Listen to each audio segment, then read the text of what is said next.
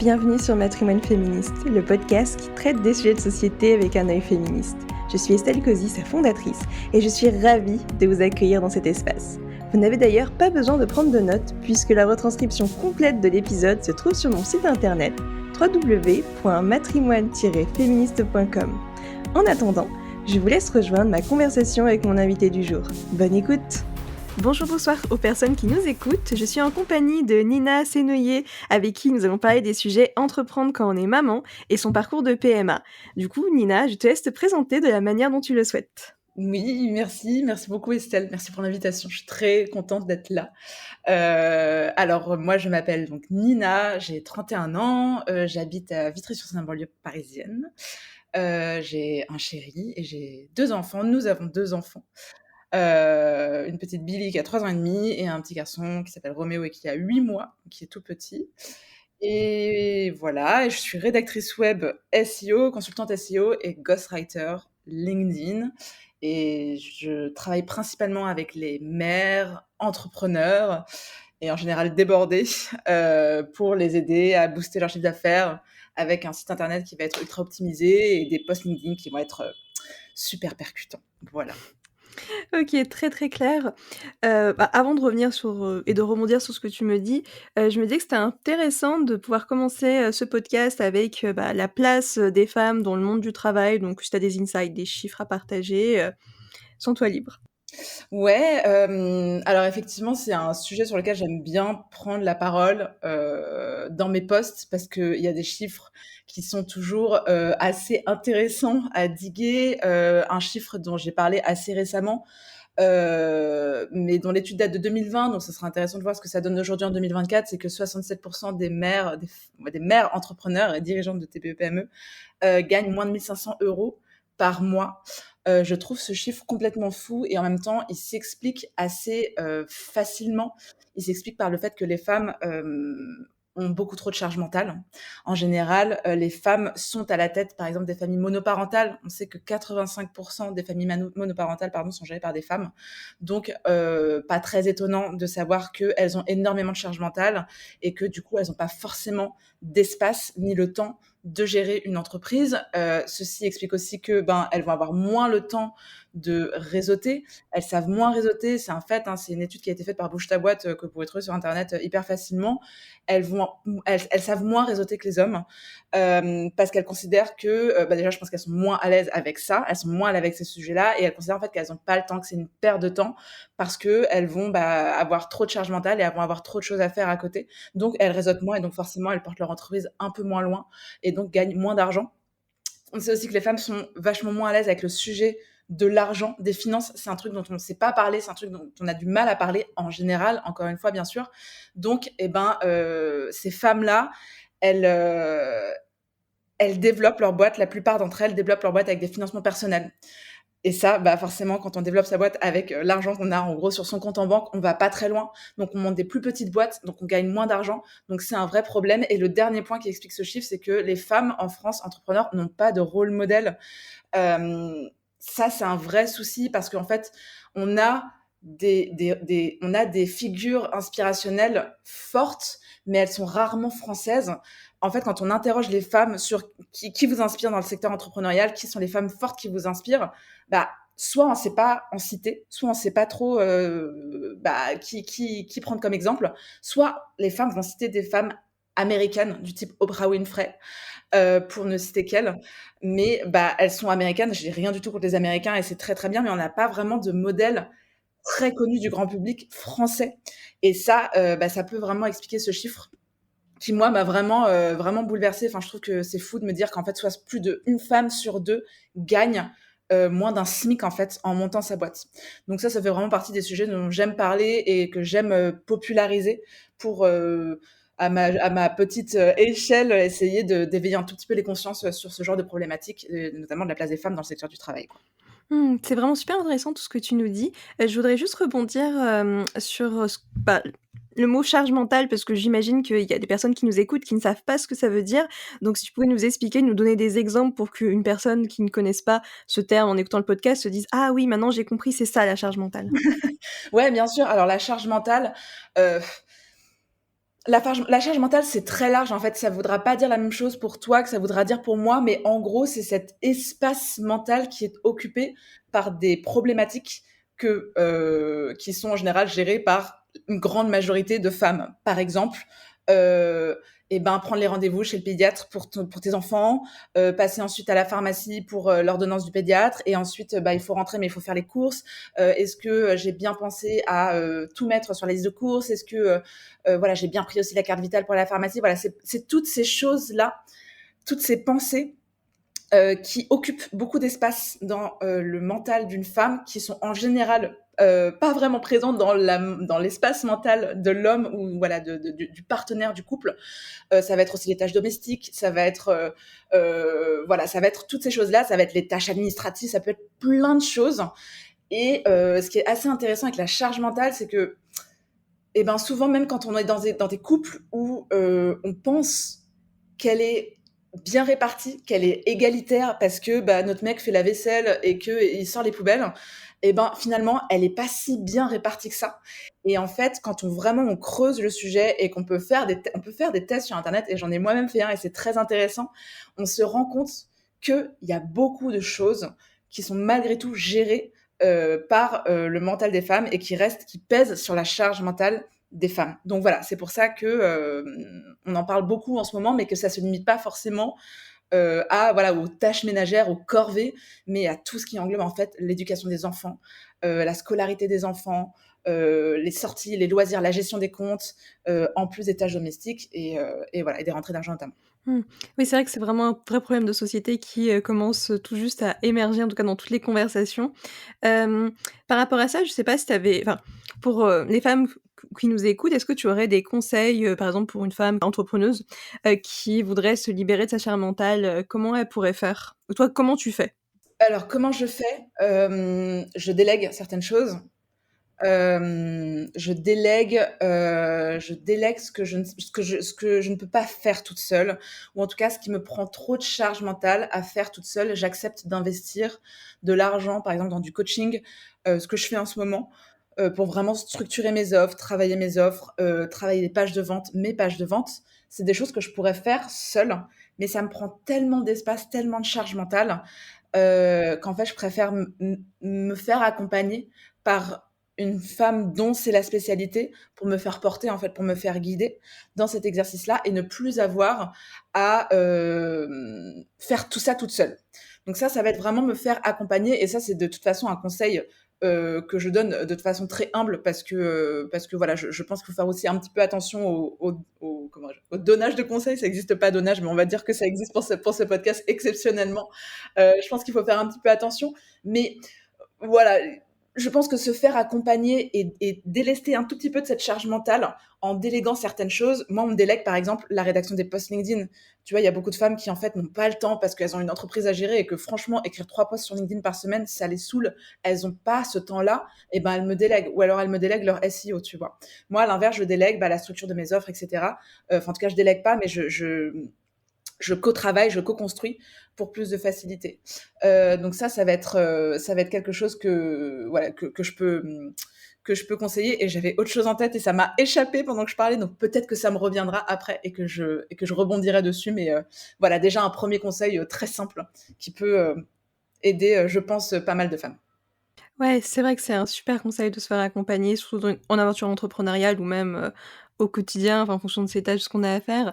Je suis entièrement d'accord avec toi et tu parlais du coup enfin, tu as évoqué ton métier, rédactrice SEO, ghostwriter, donc si tu peux nous en donner un peu plus et nous expliquer, ce que c'est? Ouais, bien sûr. Alors la rédaction web SEO. Alors le SEO déjà pour expliquer, cet anglicisme, qu'on a déjà vu passer pas mal de fois, mais on sait pas trop ce que ça veut dire. En fait, ça veut dire Search Engine Optimization, c'est-à-dire en fait vraiment, hem, créer du contenu sur son site internet qui va, plaire à Google, qui va plaire au moteur de recherche de façon à ce que le moteur de recherche, remonte notre site internet, remonte notre contenu dans les premiers résultats. Ça va être vraiment, comment, écrire du contenu sur notre site qui va à la fois être agréable à lire pour nos lecteurs, pour nos prospects, pour nos futurs clients qui arrivent sur ce site et à la fois plaire, répondre aux codes des moteurs de recherche qui vont du coup nous faire confiance, valider notre expertise, valider le fait qu'on apporte de la valeur et de la valeur ajoutée pardon, et du contenu de qualité pour nous faire remonter dans les résultats de Google. Et donc l'objectif du SEO, en fait, qu'est-ce que c'est avoir plus de trafic sur son site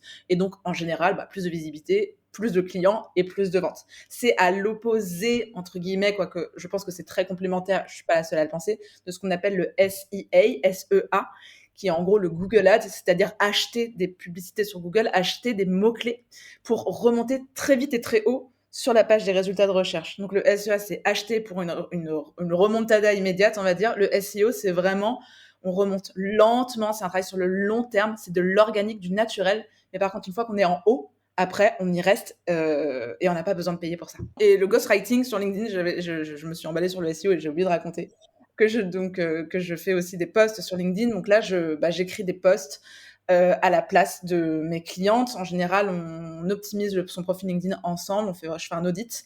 Et une fois que le profil est optimisé, je vais publier à sa place, comme si j'étais elle, des posts 1, 2, 3 fois par semaine en fonction de son budget, en fonction de ses besoins. Très clair. Et du coup, d'après ce que j'avais compris, ta particularité, c'est qu'en fait, tu prônes l'empowerment des femmes par les mots. Donc, si tu pouvais nous expliquer comment tu fais, en quoi ça consiste pour mettre en avant, du coup, si une femme, par exemple, veut se lancer sur les réseaux sociaux, sur LinkedIn, ou si elle veut se lancer dans le blogging, comment elle pourrait s'y prendre, pour bien se mettre en avant? Enfin, s'empouvoirer. S'empouvoirer. Allons-y. On peut franciser ce mot. C'est vrai qu'on me parle souvent d'empowerment et moi-même, j'utilise ce mot alors que je pourrais dire empouvoirment parce que c'est très chouette aussi. En fait, mon constat, et en même temps, j'invente rien. Clairement, je réinvente pas la roue, mais c'est qu'en fait, la force d'un texte qui va être bien ficelé, la force du discours, en fait, tout simplement, la force de la rhétorique, on va dire, de l'écriture de vente, c'est extrêmement puissant. Voilà, on dit souvent que, tu vois, une image vaut 1000 mots, etc. Et oui, bien sûr, mais le texte, le pouvoir du mot, l'émotion que les mots peuvent véhiculer, c'est extrêmement puissant. Et en fait, souvent, mes clientes, elles ont des idées qui sont géniales, des projets ultra impactants qui sont très souvent dédiés aux femmes, au corps des femmes, vraiment au féminisme et à cet engagement, cet activisme, mais elles n'arrivent pas à les exprimer correctement à l'écrit. Et donc, elles vont soit pas maîtriser, par exemple, les codes du SEO, ou elles vont pas maîtriser les codes de LinkedIn, ce qui est normal, parce que c'est vraiment un métier à part entière, évidemment, ou alors elles n'ont pas le temps.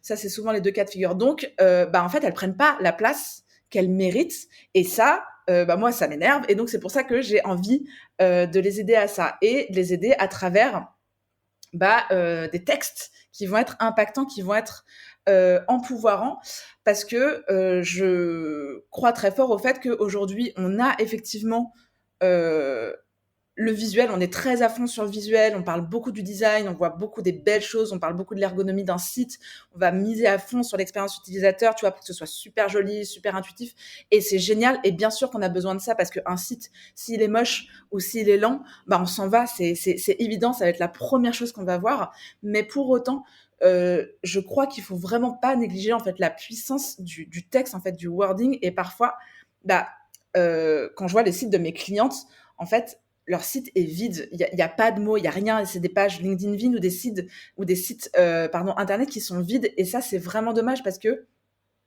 le texte va apporter autant de force au site ou à la page du réseau social que son design. Et ça, on n'y pense pas tant que ça. Finalement, ça peut paraître assez évident, mais finalement, pas tant, parce que regarde, tu verras qu'il y a plein de sites en fait où il y a rien, il y a pas de contenu, il y a rien qui est écrit, c'est juste joli. Et du coup, on fait moins bien passer les messages, selon moi. Et surtout, Google, à ce moment-là, ne peut pas nous voir, ne sait pas nous lire, parce que Google est très puissant, bien sûr, mais Google ne sait pas voir et ne sait pas entendre. Il faut savoir ça, Google ne sait que lire. Il lit ce qu'on lui dit, il lit ce qu'on lui envoie, et il ne sait lire qu'à partir d'un certain minimum de volume de mots. Et donc, quand on a des sites super vides, en fait, on a beau avoir voilà, une force de projet, un projet super puissant, plein de choses à dire, des idées géniales, etc. Si on n'a rien écrit, en fait, Google, il nous calcule même pas. Et donc là, c'est là, en fait, que moi, je porte ce message-là, je prône ce message-là. C'est que, il faut créer du contenu, il faut créer du contenu qui va être fort, qui va être de la valeur ajoutée pour que Google s'intéresse à nous, pour que nos prospects sur LinkedIn s'intéressent aussi à nous avec du texte vraiment avec de la valeur ajoutée parce qu'en fait pour moi c'est vraiment une condition sine qua non de réussite entre guillemets sur l'espace digital. Donc on va créer du contenu qui va apporter quelque chose en fait, qui va raconter une histoire. L'importance de l'expérience personnelle sur Google, c'est énorme. Tu vois, au-delà même de simplement créer du contenu pour être vu, pour être repéré par les algorithmes, en fait, Google, et j'en parle vraiment comme une entité, mais finalement, c'est un peu ça, quoi. C'est Big Google, quoi. Tout le monde est sur Google. Enfin, voilà, c'est très important d'être et vu et bien vu aussi par le moteur de recherche. Google, il adore qu'on emploie le je, le nous, les pronoms personnels de l'indicatif qui raconte une histoire. Et ça, pour moi, c'est aussi ça la base de l'empouvoirment par les mots, c'est raconter son histoire, créer un contenu unique qui va intéresser notre prospect, qui va intéresser notre lecteur, qui va intéresser notre client, qui va nous euh, faire émerger notre marque personnelle parce qu'on a des choses à raconter qui sont puissantes, qui sont intéressantes. Et en plus de ça, ça va plaire aux moteurs de recherche parce que le SEO adore le contenu unique, adore le jeu, adore le nous, et donc adore le storytelling, en fait, tout simplement. Donc tout ça pour dire que, ouais, voilà tout ce que je prône. Voilà pourquoi, pour moi, le texte, le mot, la puissance de l'histoire à raconter, c'est l'empouvoirment par les mots, quoi. Et c'est hyper important de travailler ça quand on est en ligne, quand on a un projet en ligne, ouais. Bah, parce que par rapport à ce que tu dis pour le site internet, qu'il y a beaucoup de sites qui sont vides de contenu, en fait, ça me parle tellement parce qu'en fait, j'avais lancé la première version de mon site internet Matrimoine Féministe, c'était en janvier 2023 de mémoire, et en fait, je m'étais concentrée que sur le design. Et finalement, mon site en lui-même, enfin, après que du recul, j'avais des articles qui avaient à peine 300 mots, et en vrai, il y avait aucune valeur ajoutée, parce que en 300 mots, qu'est-ce que tu peux raconter? Donc, je suis entièrement d'accord. Pour mon site internet, justement, je me suis fait accompagner par mon webmaster Francis, qui m'a bien sensibilisée au fait que Google aime bien qu'on parle et il aime bien les longs textes. Enfin, plus c'est long, mieux c'est pour Google, hein, clairement. Donc, ouais, là-dessus, je suis totalement en phase parce que en plus, c'est important parce que, par exemple, si ton site, si tes contenus, ça montre que tu partages ton expertise, tes valeurs, enfin, tu partages ton engagement pour montrer aux autres, ou même pour inspirer d'autres personnes. Je pense que ça peut être ça aussi, l'objectif de créer du contenu à forte valeur ajoutée, c'est pour inspirer d'autres personnes à faire pareil ou éveiller les consciences, tout simplement, parce que on peut être vraiment coincé, on va dire, dans son prisme. Si, par exemple, surtout avec les réseaux sociaux, Instagram, TikTok, un peu moins, mais LinkedIn, il y a souvent un biais qu'on peut avoir, c'est de rester à consommer toujours le même type de contenu, alors que là, enfin, montrer sortir son épingle du jeu, ça peut être aussi complètement différent, et ça peut inciter les gens à nous suivre. Ouais, exactement. Et alors déjà, créer du contenu unique va aussi te différencier de l'intelligence artificielle. Et ça, aujourd'hui, c'est extrêmement important. Je n'ai rien contre ChatGPT, je m'en sers moi-même tous les jours pour travailler parce que c'est le meilleur assistant du monde, mais jamais ce sera mon remplaçant et ça ne doit pas l'être. Et d'ailleurs, Google part un peu en croisade contre les contenus IA. Moi, je suis abonnée à des newsletters SEO et il n'y a pas une semaine où on n'en parle pas. En fait, Google veut absolument du jeu et du nous et du storytelling aussi parce que ça n'est pas du contenu créé par l'IA. Et le contenu créé par l'IA va être pénalisé enfin voilà, c'est en cours, c'est déjà plus ou moins le cas. Ça ne plaît pas du tout à Google et du coup, il est en train de le baser. Donc, plus on crée du contenu unique, personnel, qui vient de notre propre expérience, plus on est sûr que Google se dise: «OK, bah, toi, je vais te faire remonter parce que ce que tu racontes, ça m'intéresse et ça va te donner, enfin, tes lecteurs vont avoir confiance en toi et donc par effet ricochet, va avoir confiance en moi» parce qu'au fond, c'est ça qu'il veut, tu vois? C'est que les gens aient confiance en Google, tu vois? Sinon, c'est enfin, voilà, c'est ça son objectif ultime, tu vois? Qu'ils continuent à faire des recherches sur son site parce que s'ils commencent à mettre en haut des résultats des sites où tu as que du contenu de ChatGPT, les gens, ils vont être saoulés et ils vont plus venir, tu vois? Ça me fait penser, qu'est-ce que tu conseillerais, du coup, à une personne qui aimerait se lancer dans la création de contenu comme conseil, pour commencer, pour débuter? Parce qu'on peut être un peu perdu, genre: «Qu'est-ce que je peux raconter? Comment je peux le faire? Par quoi je commence?» Parce que ça peut être un peu intimidant, même le fait de poster, ça peut être, enfin, quelqu'un peut se sentir intimidé en disant: «Ah, je vais être jugé». Enfin, comment se défaire aussi un peu de tout ça? Alors, hyper intéressant comme question. Je pense que, effectivement, prendre la parole sur les réseaux sociaux, ça peut être un truc hyper intimidant, parce qu'on a l'impression de s'exposer, parce qu'on n'a pas envie non plus de raconter forcément notre vie, de rentrer dans notre intimité. Hem, je pense en fait qu'il y a un juste milieu là-dedans, c'est-à-dire que raconter sa vie pour raconter sa vie, pourquoi pas? C'est une façon de communiquer, tu vois? Il y a plein de blogueuses qui font ça ou plein de femmes ou d'hommes sur Instagram qui font ça. Moi, c'est des réseaux, enfin, c'est pas Instagram, c'est pas du tout un réseau que j'exploite, mais quand je prends la parole sur LinkedIn et que j'écris des posts un peu à visibilité, tu vois, sur des sujets un petit peu polarisants, féministes, maternité, place de la femme dans le milieu du travail et que je raconte mon histoire et à travers ces prismes-là, heu, je me demande toujours et enfin, c'est quelque chose qui est assez connu en copywriting, en fait, je me demande toujours, en quoi ça va intéresser la personne qui va me lire. En quoi la personne qui va tomber sur ce post, elle va, être intéressée par ce que je lui raconte, en quoi elle va s'identifier à ce que je raconte. Il y a toujours, comment dire?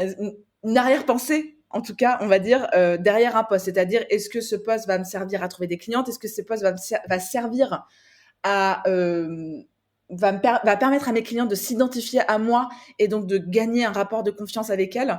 Et je pense que ça, déjà, ça peut être une bonne façon déjà de s'aiguiller, de se dire: «OK, en fait, de quoi je peux parler?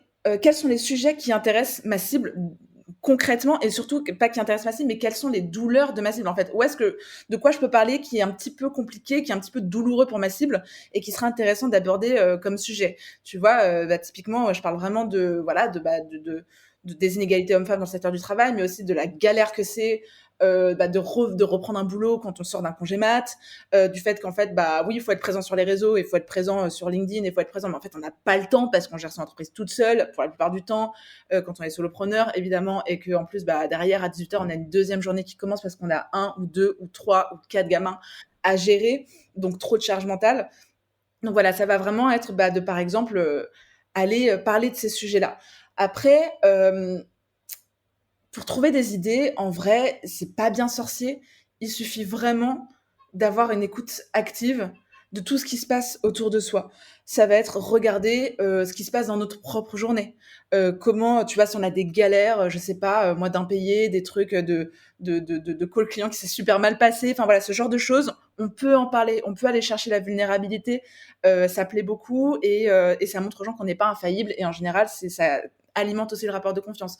On peut aller chercher dans des livres, dans des podcasts, on peut, aller chercher dans des conversations qu'on a avec, des clients, avec des prospects, avec des amis, avec, des mentors, des coachs. On peut aller chercher dans des FAQ, on peut aller chercher sur Amazon, dans des avis clients. Tout est source, de création de contenu.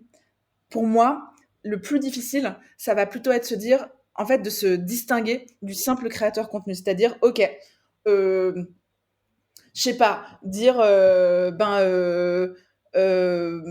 guerre, c'est mal». OK, la guerre, c'est mal. Je pense qu'on est tous d'accord là-dessus, tu vois? Enfin, je veux dire, clairement, on va tous te dire: «Oui, bah, oui, la guerre, c'est mal» Estelle, clairement, la guerre, c'est mal. Mais aller chercher une opinion qui va être un petit peu à contre-courant et aller vraiment à l'essence de ce qu'on veut dire, ça va nous distinguer de la simple création de contenu et ça va donner du peps à un poste, ça va donner une valeur, un truc où on se dit: «Ah ouais, ça c'est vraiment intéressant, ça c'est une opinion que j'ai pas toujours lue» ou ou ça me donne vraiment de la valeur ajoutée et je pense que c'est comme ça qu'on sort un petit peu plus du lot du simple, bah, voilà, 3 tips pour, Je sais pas moi, 3 tips pour écrire, un post LinkedIn, bah, créer une accroche, écris un truc et à la fin tu mets un call to action. OK, bon ça on l'a vu, 1 500 fois, sur LinkedIn. Mais, voilà, vraiment par exemple, comment travailler ton accroche, pour qu'elle soit vraiment impactante? Comment tu fais pour retenir l'attention de ton lecteur? Tu vois? Vraiment aller dans l'essence du truc. Ça permet de créer des posts qui vont être un peu différents de la masse, de ce qu'on peut voir sur les réseaux. Pas pour ne prendre que l'exemple de LinkedIn, mais ça marche aussi sur Instagram. Mmh. Ouais, de ce que je retiens avec tout ce que tu nous as dit, c'est que, bah, pour créer du contenu, on peut, bah, du coup, partager nos apprentissages, donner notre avis ou se spécialiser sur certains sujets et du coup, par rapport à ça, ce que tu disais, que sur LinkedIn, tu racontes ton histoire justement, de par rapport à la maternité et du coup, nous, enfin moi et les personnes qui nous écoutent ont aussi envie d'écouter ton histoire par rapport à ça.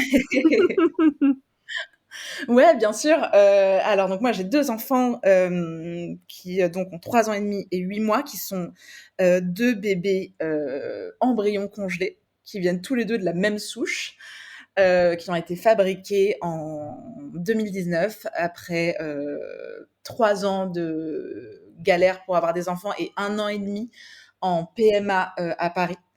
Donc voilà, ça a été, très compliqué pour nous d'avoir, enfin très compliqué. Oui, compliqué d'avoir des enfants pour nous. Je dis toujours que je ne suis restée que 3 ans, sans réussir à avoir mes enfants et c'est que dalle par rapport à des femmes qui vont galérer pendant 7, 10 ans parfois, et qui ont clairement mon respect éternel parce que 3 ans déjà, c'était pour moi, le parcours du combattant et un truc, sans fin.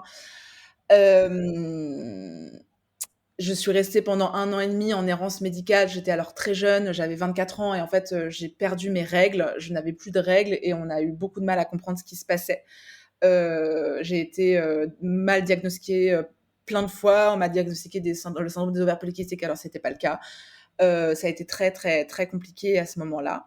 Et quand j'ai fini par atterrir, en PMA en 2019, au Diaconesse à Paris, on m'a diagnostiqué une aménorrhée hypothalamique en 3 secondes et demie. Ça a été hyper rapide et puis après, bah, le temps en fait, la PMA c'est très long, c'est une espèce d'espace-temps très différent de la vie de l'extérieur, parce qu'on est tributaire de nos ovulations et du coup, bah, chaque examen se fait un peu à chaque période ovulatoire, donc 1 mois, puis après 1 mois, puis après 1 mois, et puis parfois on loupe un cycle parce qu'il y a une piqûre qui a été mal faite et ça a mal pris, donc faut revenir le mois suivant. Et puis après il y a les vacances, donc ça ferme, donc faut revenir le mois d'après. Et je pense que on a perdu entre guillemets au moins facile 6 voire 7 mois comme ça, et ça rend fou. Ça rend vraiment fou.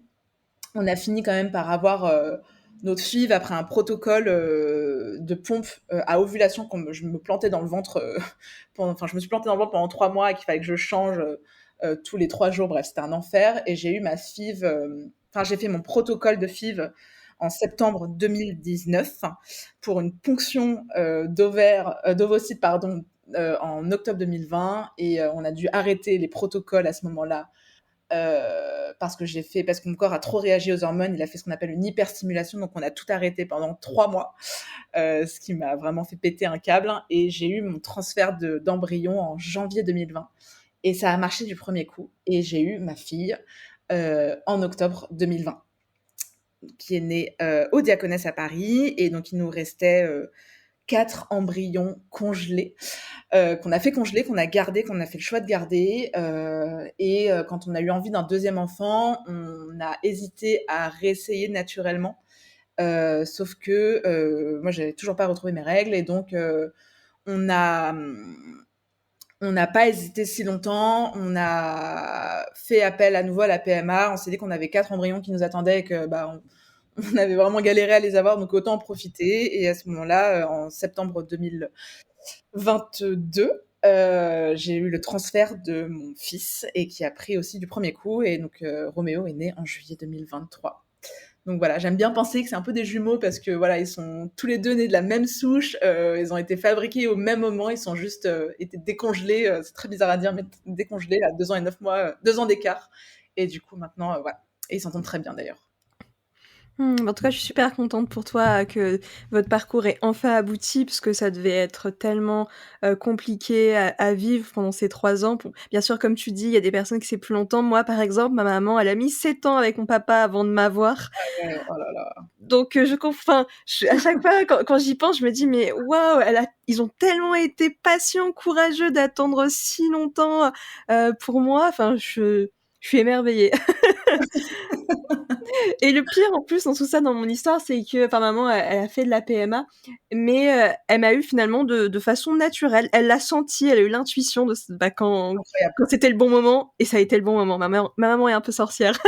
Ouais, je crois, mais il y a beaucoup d'histoires comme ça et je trouve ça incroyable.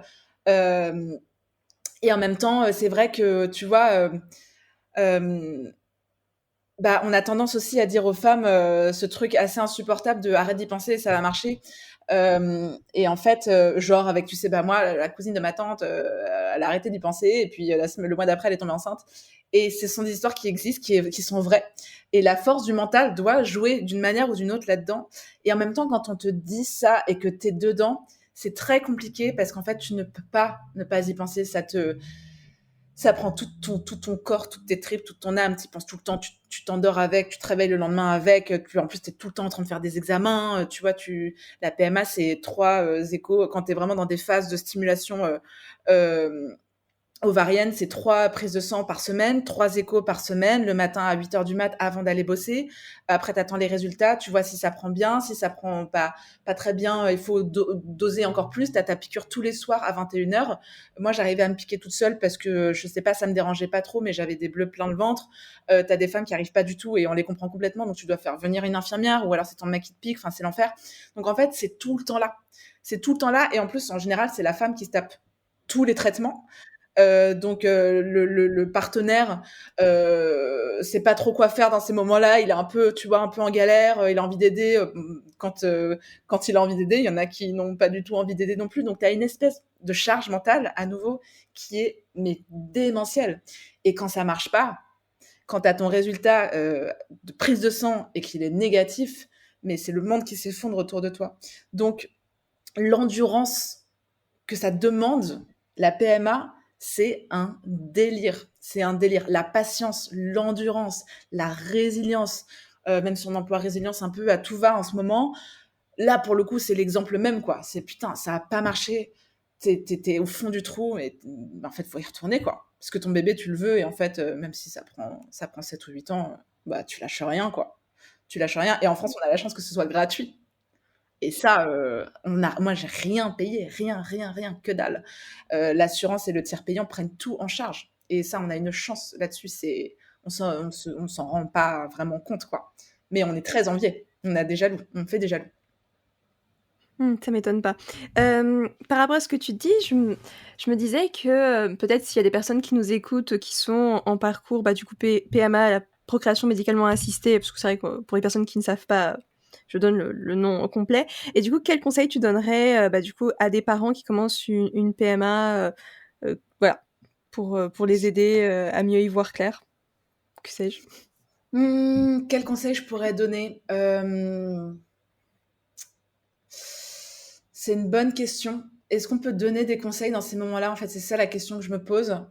Hem, je leur conseillerais de s'écouter beaucoup. S'ils ont pas envie d'en parler, on n'en parle pas. S'ils ont pas envie de répondre aux questions, ils y répondent pas.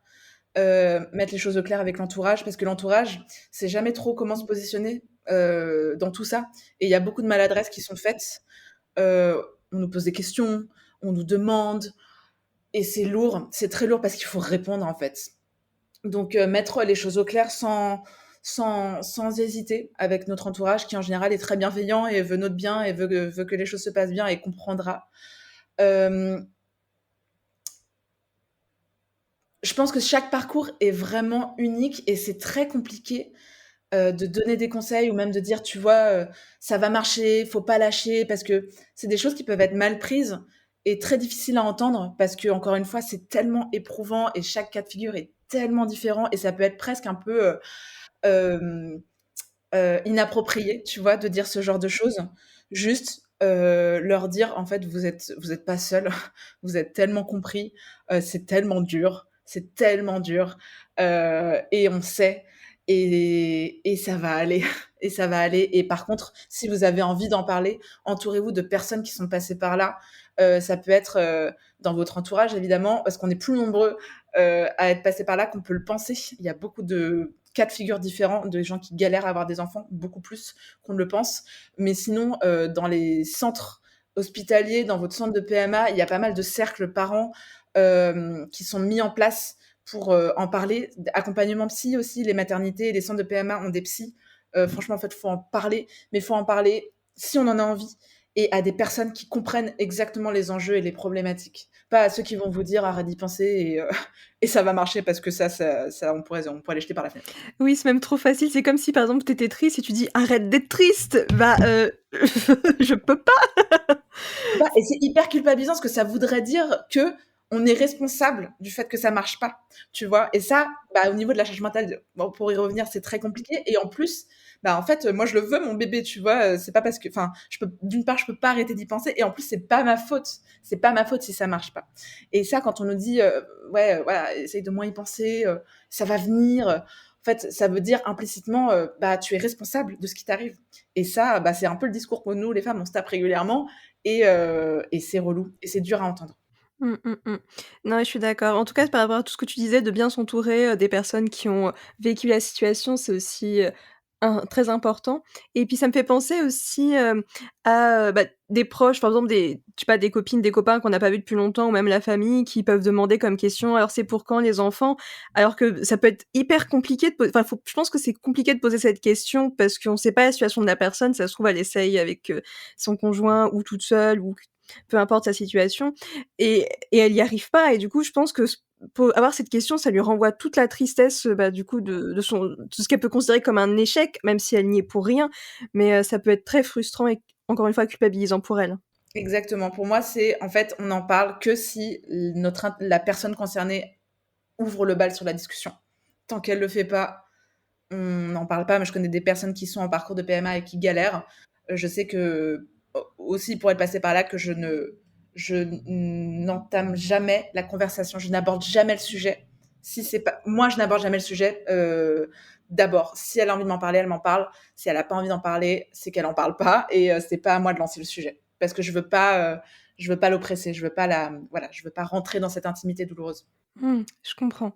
Ça me fait aussi penser, tout à l'heure, tu parlais de ce que tu avais pas tes règles, c'était anémorrhée, enfin je me rappelle plus. Non, est-ce que tu pourrais nous expliquer? Parce que ça se trouve, il y a des auditrices qui ont ça et qui ne le savent pas.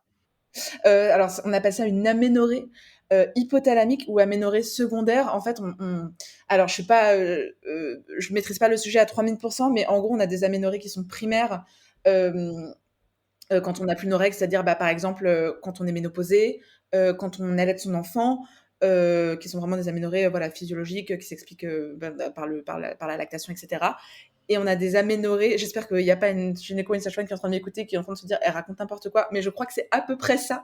Encore une fois, je précise, je maîtrise pas le sujet à 3000%. Et il y a des aménorrhées qu'on appelle secondaires, hypothalamiques, donc qui se passent plus au niveau de la sphère, cérébrale, qui vont être des aménorrhées, hem, dues à, un traumatisme, à un excès de sport, par exemple. En fait, vraiment où le cerveau va dire, mécanisme de défense, en fait, on va désactiver des fonctions qui sont pas essentielles à ta survie. En fait, là, je vais devoir me focuser sur te faire survivre, donc faire marcher tous tes organes vitaux, mais les règles, l'ovulation, du coup, on s'en fout, et ça va être d'autres choses, genre, les cheveux qui poussent, on s'en fout, les ongles, on s'en fout, la jolie peau, on s'en fout et en fait, quand on est en aménorrhée secondaire, donc par exemple des personnes traumatisées de guerre, enfin, tu vois, ce genre de choses, ou encore une fois les grosses marathoniennes ou les grosses sportives aussi ont ça, et ben on va plus avoir de règles, mais on va aussi avoir bah, des cheveux hyper cassants, des ongles cassants, froid, voilà, peu d'énergie, un froid tout le temps, parce qu'en fait le corps est vraiment focalisé à faire fonctionner tout ce qui te maintient en vie et met en off tout ce qui fonctionne, tout ce qui sert un peu à rien entre gros guillemets. Donc c'est ça une aménorrhée secondaire, une aménorrhée hypothalamique. Et moi, c'est ce que j'ai eu, pour plein, plein, plein de raisons. C'est complètement multifactoriel. Ma mère avait eu un cancer, enfin bref.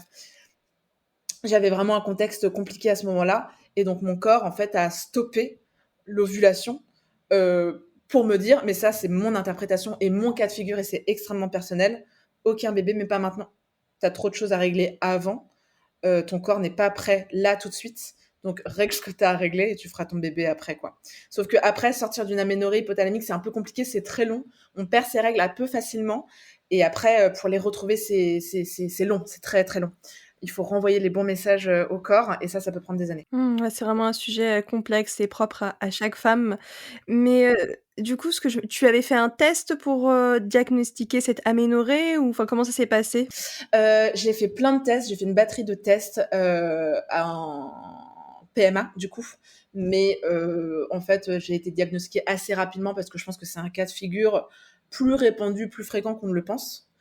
J'avais passé, je me souviens plus trop, mais c'était des prises de sang, échographie, voilà, et en fait tous mes niveaux hormonaux, tu vois, œstrogènes, vraiment les hormones de la reproduction, tout ça, étaient râlez pas crête, complètement inexistant, quoi. J'étais en off, en fait, en veille, voilà.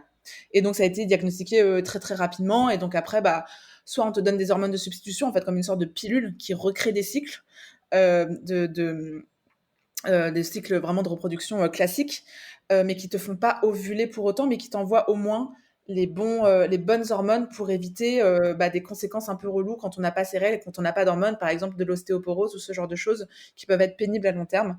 Voilà, et puis après, stimulation hormonale forcément avec des piqûres ou des cachets, des trucs pas très fun, quoi. C'est quoi l'ostéoporose? Parce que j'avoue que ça me parle pas du tout.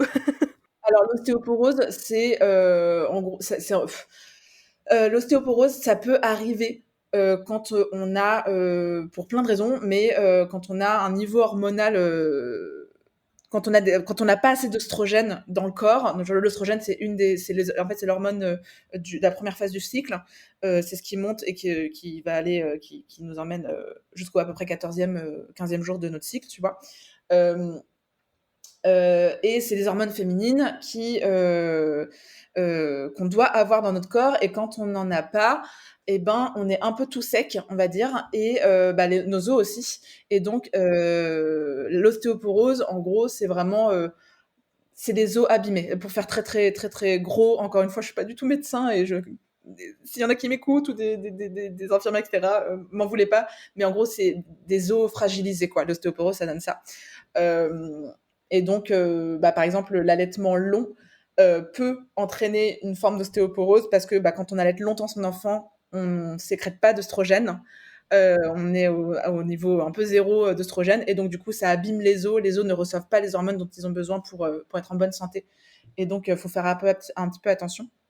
Et donc, voilà, et quand on n'a pas ces règles, on n'a pas d'œstrogène non plus, et donc parfois on peut aller vers de l'ostéoporose. OK, merci pour l'explication, mais t'inquiète pas, tu fais de ton mieux, pour essayer de vulgariser ces sujets qui sont assez compliqués. Vu que voilà, c'est vrai que le temps il passe vite en discutant et du coup j'ai encore des questions à te poser. Donc je vais changer un peu de sujet parce qu'en fait, quand j'avais vu sur tes posts LinkedIn, tu avais dit que, ta grossesse, ça avait, enfin c'est en devenant maman que tu es devenue féministe et du coup, moi ça m'intéresse, d'avoir, ton témoignage à ce sujet. Ouais, bien sûr. Effectivement, c'est un post que j'avais écrit qui avait parlé à pas mal de femmes, hem, parce que le féminisme, c'est un sujet qui m'a toujours intéressée, qui m'a toujours interpellée, mais que j'ai vraiment vécu dans ma chair à partir du moment où je suis devenue mère, pour plein de raisons. D'abord parce que j'ai expérimenté le congé maternité et que il est extrêmement court, pour la plupart des femmes en tout cas. J'avoue que je fais partie de cette catégorie de femmes qui était vraiment contente de reprendre le travail, mais aussi parce que j'ai un travail qui me plaît énormément, que c'est un luxe, que c'est un privilège, que c'est pas le privilège de toutes, que mes enfants, enfin que ma fille, enfin que mes enfants ont été gardés par des organismes, par une nounou, par une crèche en qui j'ai toute confiance, à 2 pas de chez moi, voire à l'étage au-dessus de chez moi pour mon fils. Donc ça, c'est pareil, méga luxe, énormément de chance. Pour autant, voilà, les femmes, la plupart des femmes n'ont pas envie de reprendre le travail, pour plein de raisons diverses, n'ont pas envie de confier leur enfant pour plein de raisons diverses, mais n'ont pas le choix. Et le congé maternité en France, c'est 2 mois et 3 semaines ou un truc comme ça. Enfin, c'est lunaire, c'est extrêmement court et c'est très compliqué. Ça peut être un vrai traumatisme et un vrai déchirement pour la plupart d'entre nous. À côté de ça, tu as un congé paternité qui a été longtemps inexistant. Enfin, je veux dire, 11 jours, c'était ridicule. Depuis quelque temps, c'est 28 jours, mais c'est pas obligatoire pour tous les hommes. Enfin bref, ça dépend aussi de la société, de l'entreprise, de l'homme en question, en tout cas du partenaire. Donc ça, c'est voilà, en fait, c'est plein de problématiques où je me suis dit: «Mais il y a quand même des trucs vraiment pas ouf» ou en tout cas vraiment des zones, heu, de progrès, des axes d'amélioration pour dire les choses de façon assez diplomatique et plutôt soft, où on est quand même vraiment à la ramasse par rapport à d'autres pays, par rapport à nos voisins nordiques. Hem Et donc que j'ai expérimenté vraiment en étant mère, parce que je l'ai vécu en fait directement. Tu vois, j'essaye aussi beaucoup, beaucoup d'élever mes enfants en dehors des stéréotypes de genre, pour les laisser en fait au maximum libres de leur propre choix. Mais en fait, je me rends compte que j'y arrive pas, que je galère. Alors je suis pas du tout ni pour ni contre le rose, le bleu ou ce genre de choses. En fait, j'ai un regard assez critique sur ce genre de sujet. Je suis assez curieuse, j'observe, en fait, je suis un peu l'arbitre neutre, tu vois, au milieu qui me dit: «Ah, c'est intéressant de voir qu'en fait, voilà, on peut mettre du rose, on peut mettre du bleu, on peut mettre ce qu'on enfin, en fait, on s'en fout».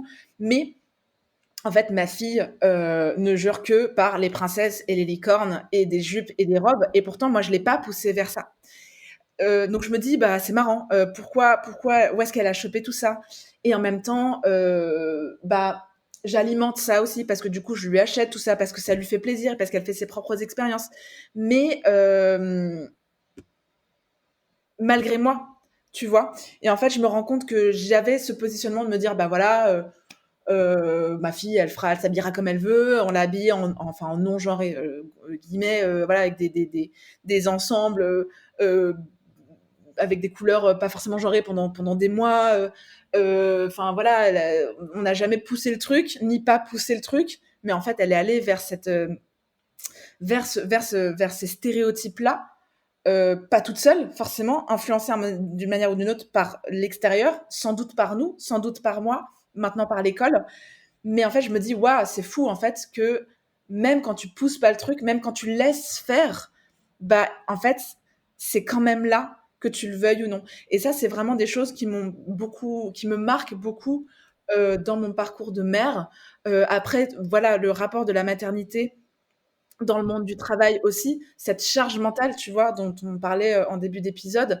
Mais en fait, la maternité, c'est un délire, c'est le truc le plus fatigant du monde et physiquement et émotionnellement, parce que tu dois apprendre à dealer avec des angoisses extrêmement fortes, heu, avec une conscience, une légèreté, une inconscience qui a disparu à jamais de ta vie parce qu'en fait, toute ta vie, tu devras te dire qu'il faut en fait qu'il arrive jamais rien à ton enfant parce que sinon, juste tu meurs avec lui, enfin, tu vois? Donc ça, c'est des choses qui sont émotionnellement, physiquement, psychologiquement hyper compliquées.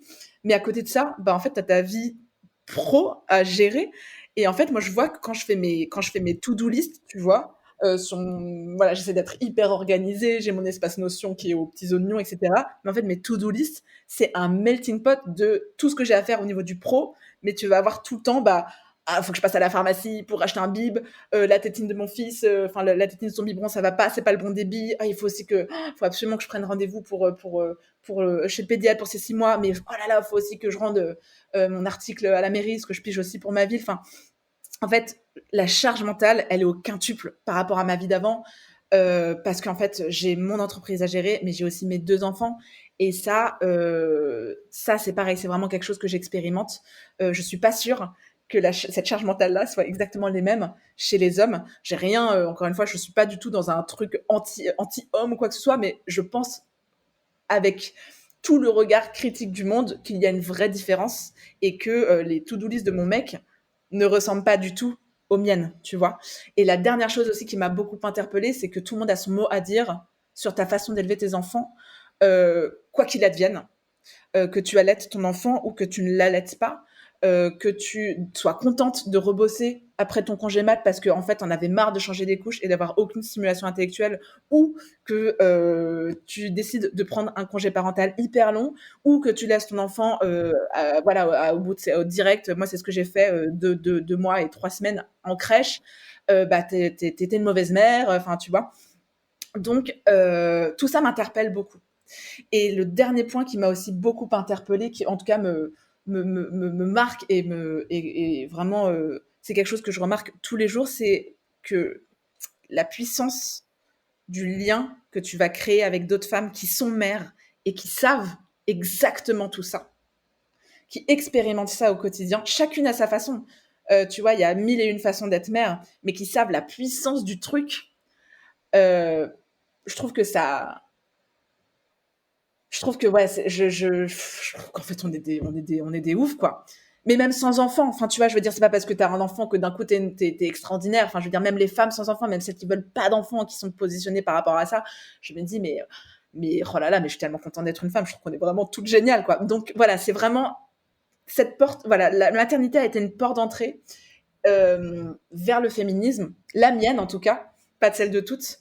Et c'est pour ça que j'adore en parler et j'adore aussi rencontrer des femmes qui vont être autant portées que moi par ces problématiques, par ces sujets et par toutes les joies aussi, bien sûr, que ça procure. Quoi. Ouais, ça s'entend dans ta voix, toute la passion et cetera. Enfin, c'est hyper agréable et ça se voit que c'est quelque chose qui te passionne et qui te porte et je trouve ça beau. Enfin, j'aime beaucoup, hein, discuter avec des femmes, qui partagent leur propre expérience de vie. Enfin, c'est aussi un peu le but, de mon podcast car je trouve ça hyper enrichissant et comme ça fait des connexions entre par exemple, il y a des femmes qui vont avoir ou qui ont des enfants en bas âge, qui pourraient te contacter, pour échanger. Enfin, c'est super, on va dire, cette sororité, qui peut être, beaucoup plus grande.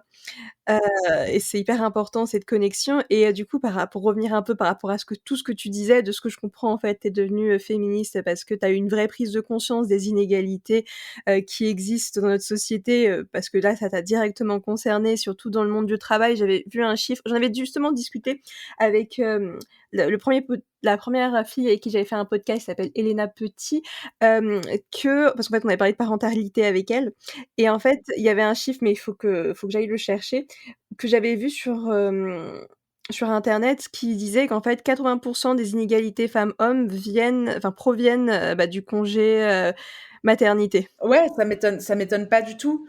Euh, Ça m'étonne pas parce que en fait, euh,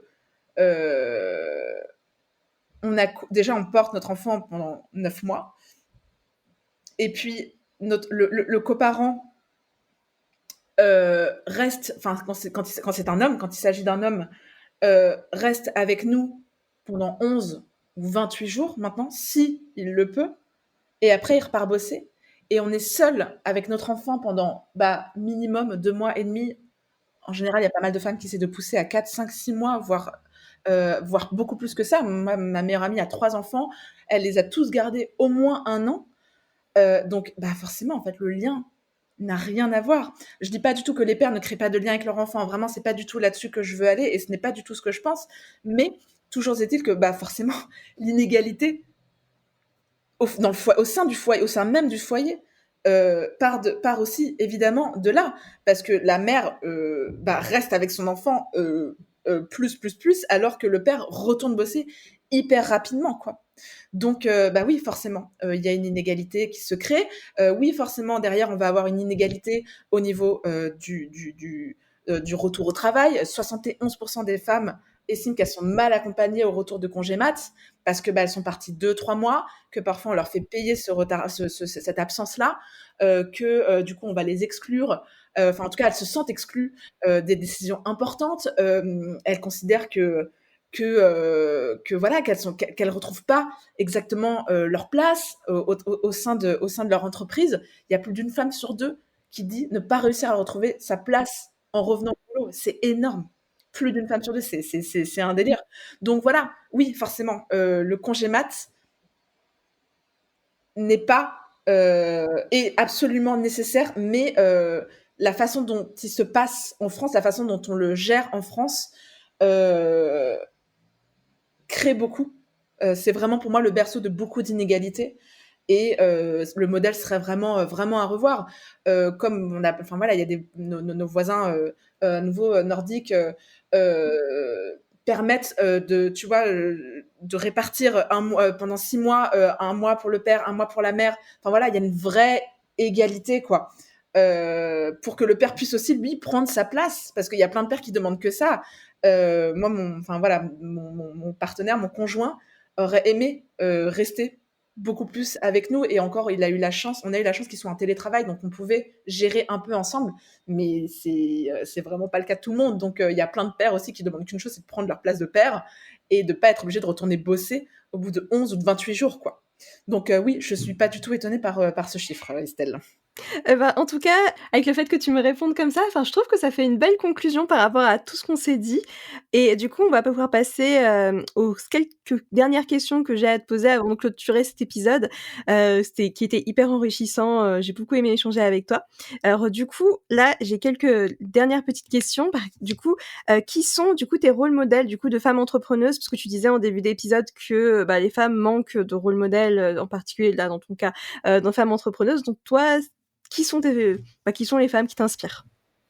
Alors j'en ai 2 qui m'inspirent beaucoup. Alors il y a une anglaise, désolée, je vais aller complètement contre ce que j'ai dit tout à l'heure, mais moi aussi je suis hyper inspirée par les anglophones. C'est une femme qui s'appelle Ella Mills, qui est très connue, hein, qui est, à la tête d'un blog qui s'appelle Deliciously Ella, et de son entreprise qui porte cette marque-là et je trouve cette nana hyper puissante. Elle a une histoire de dingue, et elle mène sa barque avec son mari. C'est vraiment une entreprise familiale et elle est à la tête d'un empire de food. Elle a donc un blog, elle sort des bouquins de cuisine, elle a un Instagram ultra rodé et ils ont ouvert un resto à Londres. Je suis cette nana depuis longtemps et du coup, je l'ai vue progresser et atteindre ses objectifs, tacler ses objectifs vraiment comme une queen. Et surtout, elle a 2 filles. Sa fille est née vraiment 2 jours avant la mienne, donc du coup je me suis sentie un peu connectée, alors qu'elle ne sait absolument pas que j'existe, mais moi je me sentais connectée à elle. Et en fait je l'ai vue accoucher, enfin je l'ai vue, j'ai suivi toute son histoire et je la vois aujourd'hui gérer sa vie de famille, sa vie de femme, sa vie d'entrepreneuse. Elle a un podcast, enfin elle fait 1000 trucs et je me dis putain mais trop puissante. Alors elle est clairement, elle le dit très ouvertement, elle a une super nanny qui s'occupe aussi de ses filles et elle l'assume complètement et elle dit que sans elle, elle en serait pas là aujourd'hui. Mais j'adore la puissance de cette meuf parce que je la trouve extrêmement simple et en même temps, c'est une killeuse. Donc voilà, j'adore la suivre. Et le deuxième modèle qui, moi, m'inspire beaucoup, ça va être Nina Ramen parce que donc il y a une copywriter très en place sur LinkedIn que je suis depuis longtemps qui parle de sujets très proches des miens. On a des engagements et des sensibilités très communes, mais Nina parle de sa maternité de façon radicalement différente de la mienne et j'adore ça parce que je trouve ça hyper frais. Elle va mais mettre les 2 pieds dans le plat et aller parler des gros tabous de la maternité, de l'ennui qu'on peut ressentir, de la répartition des tâches dans son couple. Elle a récemment fait une vidéo sur Instagram qui a fait un buzz, elle s'est fait insulter, enfin bref, elle y va, elle est courageuse, elle est ultra forte et elle aborde la maternité par des angles qu'on n'a pas l'habitude de voir et que je trouve et voilà et du coup je l'admire énormément pour ça parce que je trouve qu'il faut beaucoup de force pour le faire et donc voilà, donc c'est vraiment mes deux modèles, mes 2 rôles modèles de femme et d'entrepreneur et de mère. Waouh, très beau modèle. Du coup là, il reste 3 dernières questions qu'il faut faire en 2 minutes 30. Parce que oui, les podcasts sur Matrimoine féministe durent 1 heure et voilà, j'essaie de me tenir à ce timing. Alors du coup, quelles ressources recommanderais-tu aux personnes qui nous écoutent? Que signifie le terme féminisme pour toi? Et qui aimerais-tu voir au micro de Matrimoine féministe? Alors, je vais aller très, très vite. Quelles ressources je recommanderais, aux personnes qui m'écoutent? Je pense que déjà, je recommanderais surtout de pas en écouter trop pour, encore une fois, faire attention à notre charge mentale. Il y a un peu ce truc, tu sais, de hack, de plein de tips, de trucs, d'astuces, machin, partout, sur LinkedIn, sur Spotify. Attention, à pas trop s'éparpiller. Moi, je me suis abonnée, à la newsletter de Nina Ramen. J'écoute les podcasts de ma coach en stratégie digitale, qui s'appelle Lola Latar, qui sont très intéressants et c'est tout. Je prends une source, une personne ou 2 max pour éviter de me cramer le cerveau. Voilà. Et quand vraiment j'ai envie d'aller nourrir mon esprit, j'écoute des podcasts qui vont être plus intellectuels, entre guillemets, qui vont alimenter ma réflexion et qui vont me donner beaucoup d'idées pour mes posts. Et mon émission préférée au monde, c'est un podcast, c'est une émission de France Inter qui s'appelle Grand bien vous fasse, que j'adore et que je recommande vivement. Voilà. Que signifie le féminisme pour moi? Pour moi, le féminisme signifie la pluralité, dans le sens où, pour moi, il y a autant de façons d'être féministe qu'il y a de femmes pour l'incarner, et c'est ça que j'adore. Parce que voilà, je te disais tout à l'heure, je me sens un peu l'arbitre dans tout ça. J'aime bien regarder comment les femmes vont être féministes, vont exprimer ça. Je trouve que voilà, Aya Nakamura, elle est ultra féministe, elle va l'être autant que Caroline Fourest, que Tissou Lecoq, que Kim Kardashian.